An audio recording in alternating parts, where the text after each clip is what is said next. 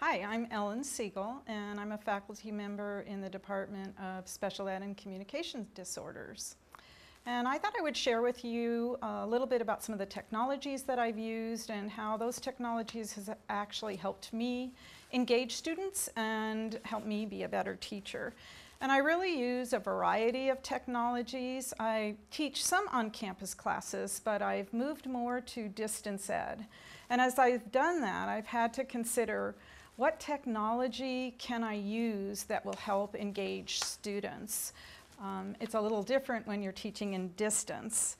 I use Adobe Connect, which allows you to do synchronous class sessions, and so you can tape sessions and have the students watch them on their own. And the video might say, "Welcome to our first module," and I will introduce in a short QuickTime video what you're going to see, how do you access the materials, and so it's kind of a way that you would do in your on-campus classes.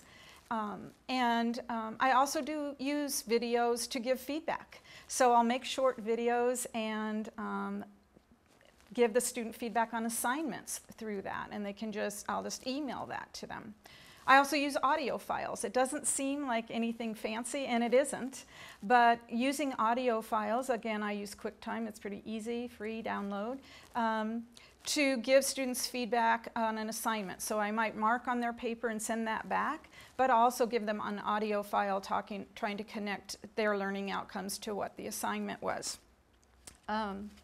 Another way I deal with the challenge of kind of faculty presence is I offer office hours on Adobe Connect. And I set them at certain dates and times so students know. And I say, drop by. And so this is a way that I've taken advantage of Adobe Connect. Students get on their webcam or just on their computer via their audio, and they can just chat with me. They might want clarification. They might want to ask a content question. Maybe they have some logistics about when the midterm is scheduled. And so I have found Adobe Connect a way of synchronizing, having students come in, and again, in kind of a non-threatening office hours. And that's something that's very important. I think that that's something you could do for your on-campus classes because students may be driving into campus and may value being able to catch you and not have to come in and meet with you in your office. So one of the things people say is, well, how do you know it helps? How do you know their student outcomes?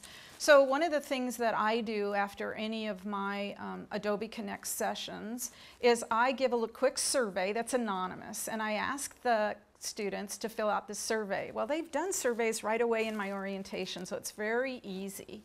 And so that survey tool, I ask them what was the value of the session and any comments that they have, and what suggestions they would have for change, and just a few kind of rating their enjoyment of the sessions. Very few, usually 2 to 3 questions.